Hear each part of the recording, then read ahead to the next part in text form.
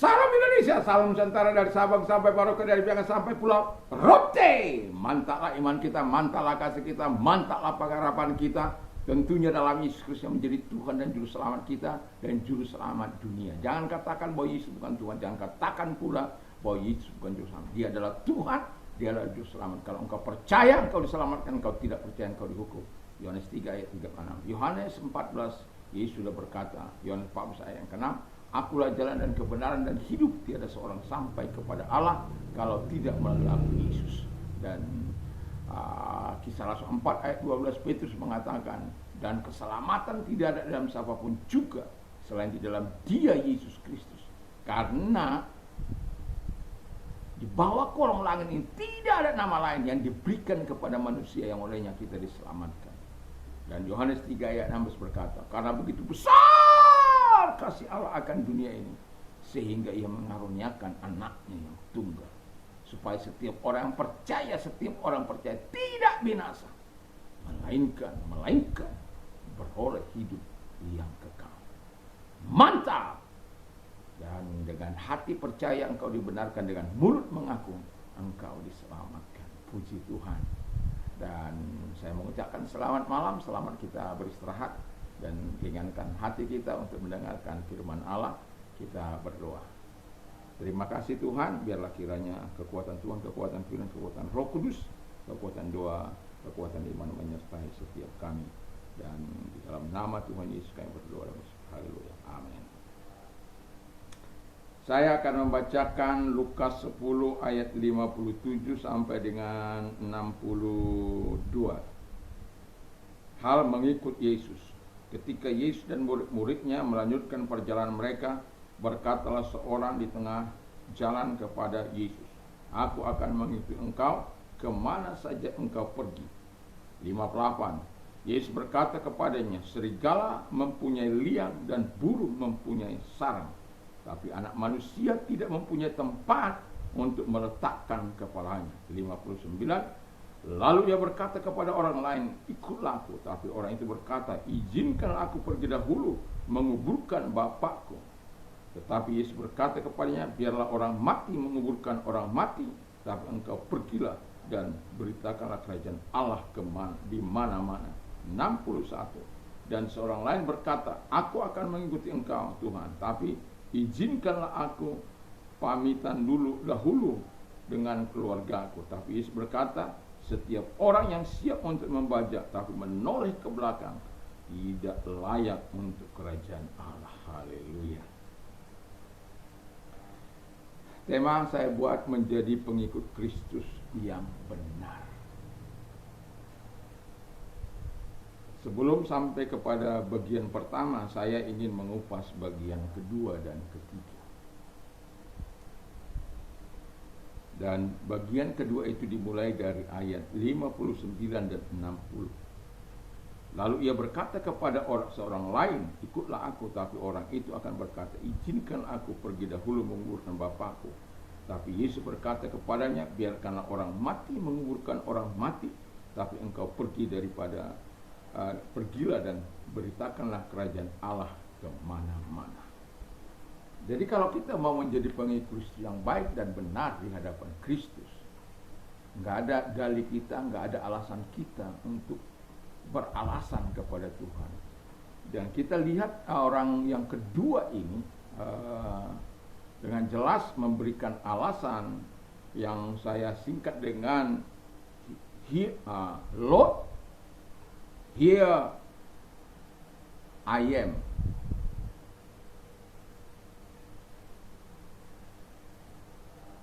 Lalu inilah aku. Tapi dia berkata, here is not time. Here is not time yet. Ini belum waktunya bagiku. Itulah sebabnya Yesus berkata, biarlah orang mati menguburkan orang mati. Apakah dia tidak diperbolehkan untuk menguburkan ayahnya? Bukan itu masalahnya. Masalahnya adalah dia memberikan alasan untuk memberitakan Injil itu, memberitakan kasih karunia itu. Karena memberitakan kasih karunia di mana-mana bisa. Tidak perlu ada alasan. Tidak perlu harus ini dan itu. Tapi kita kan tahu ada banyak orang yang memberitakan Injil kasih karunia itu dengan beralasan.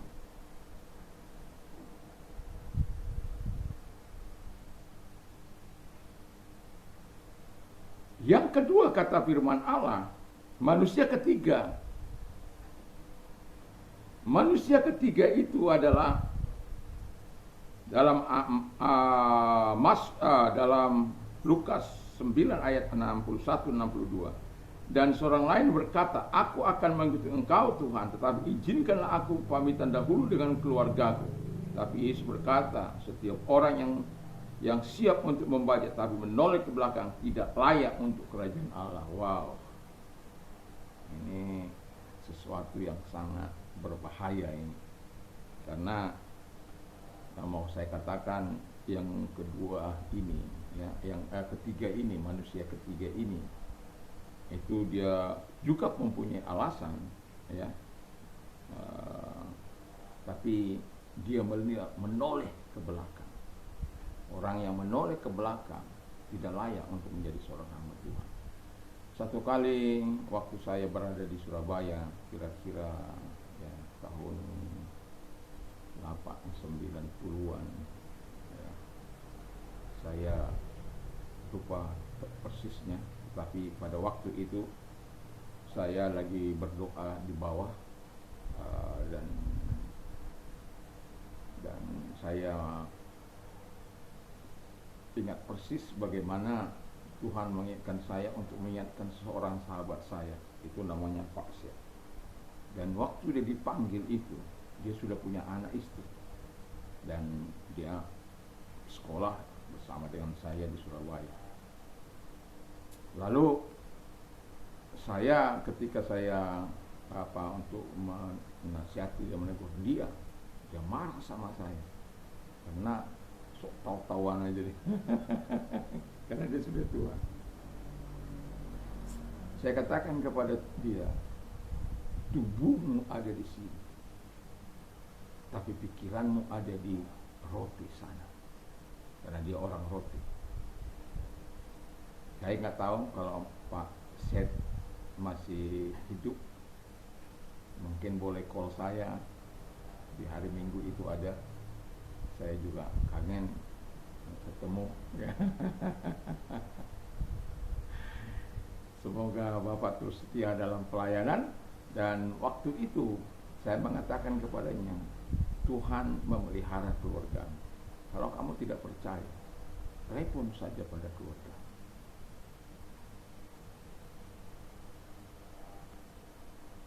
Tapi kemudian karena kami kan tidak boleh sembarangan keluar, itu harus ada hari tertentu keluar, ya. Bagi kami berlaku hukum Taurat.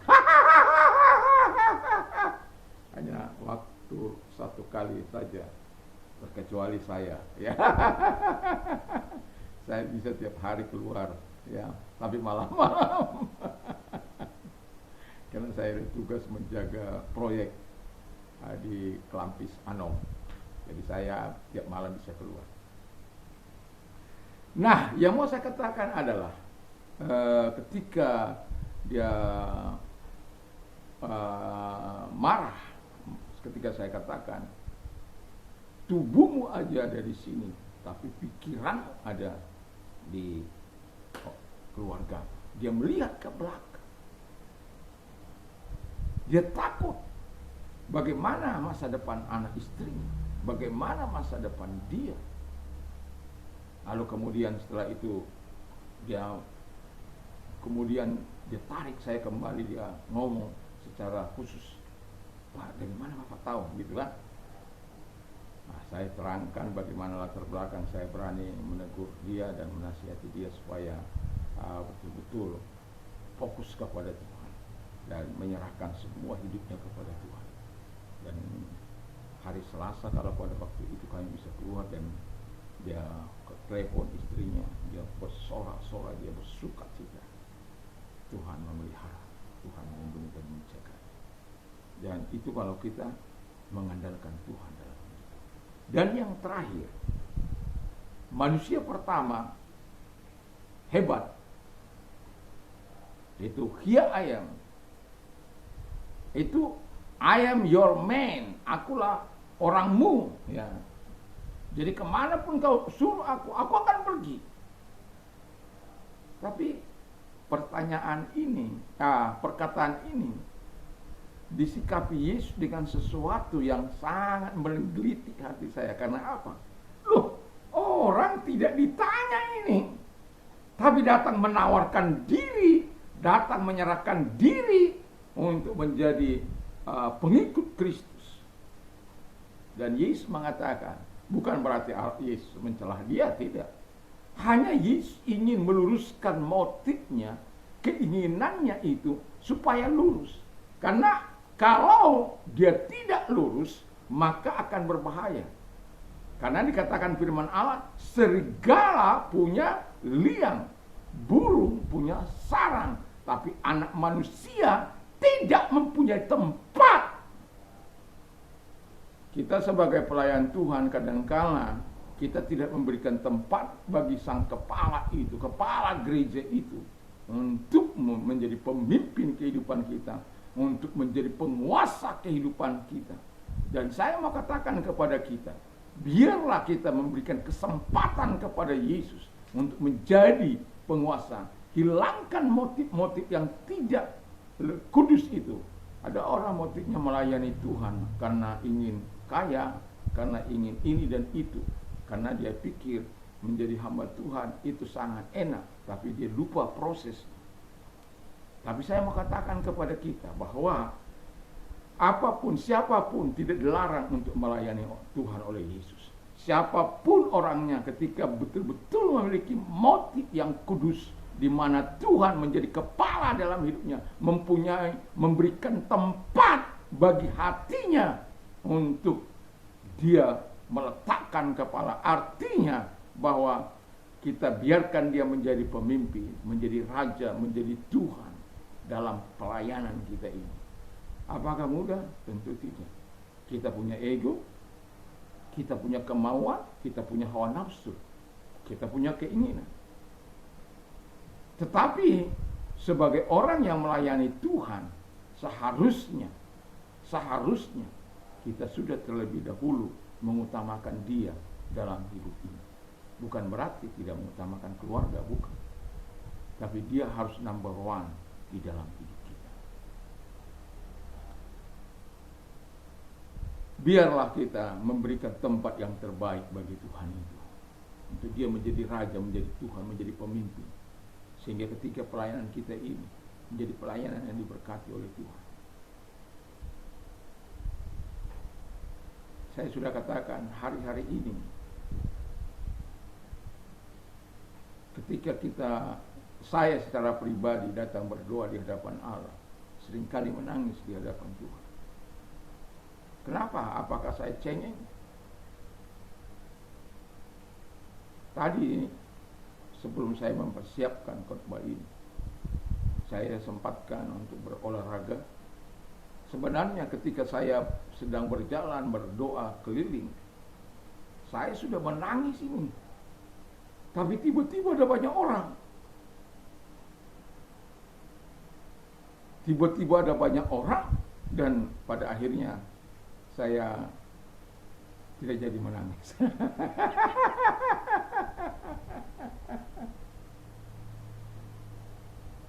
Saya sedang menjalankan apa yang dikatakan oleh firman Allah. Orang-orang yang menabur dengan mencucurkan air mata akan menuai dengan sorak-sorak. Orang yang berjalan maju dengan menangis sambil menabur benih, pasti pulang dengan sorak-sorai sambil membawa berkas-berkas.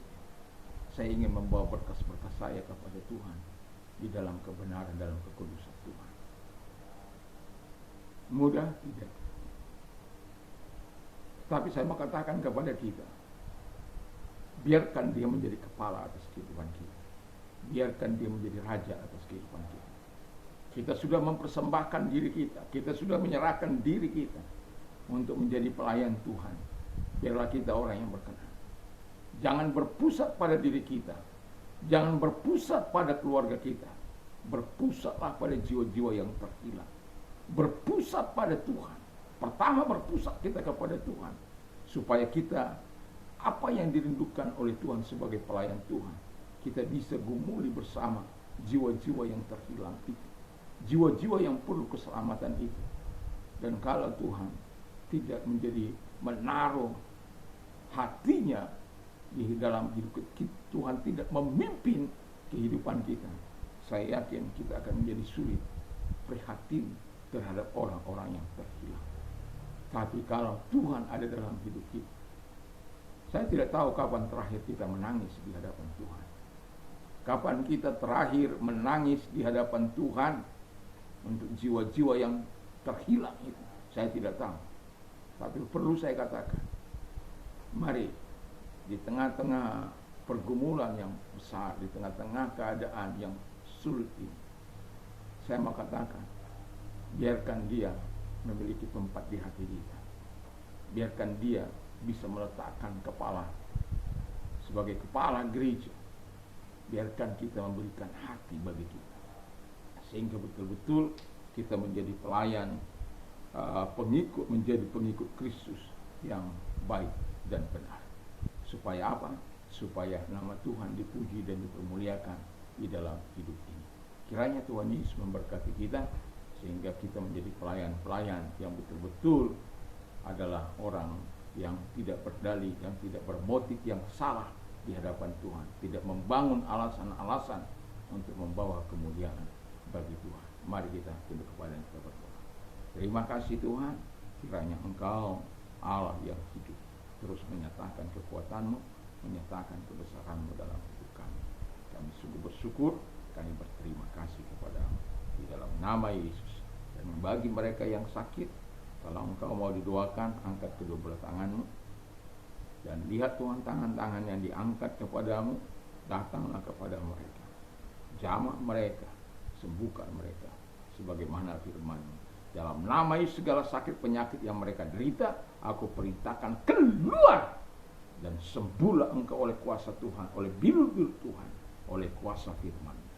Terima kasih Bapa di surga. Dan kepada mereka yang menghadapi masa-masa sulitnya, kami tahu Engkau adalah Allah, jalan kami untuk menerima segala kebaikan, dan Engkau yang memberikan kelegaan. Karena Engkau yang mau membutuhkan doa, pertolongan dari Tuhan, angkat kedua belah tangan. Mari kita berdoa. Lihat tangan-tangan yang diangkat kepada-Mu Tuhan. Datanglah kepada mereka sebagaimana firman-Mu, bahwa ketika kami berdoa, Engkau akan persoalan-persoalan kami, menyerahkan persoalan-persoalan kami kepada-Mu.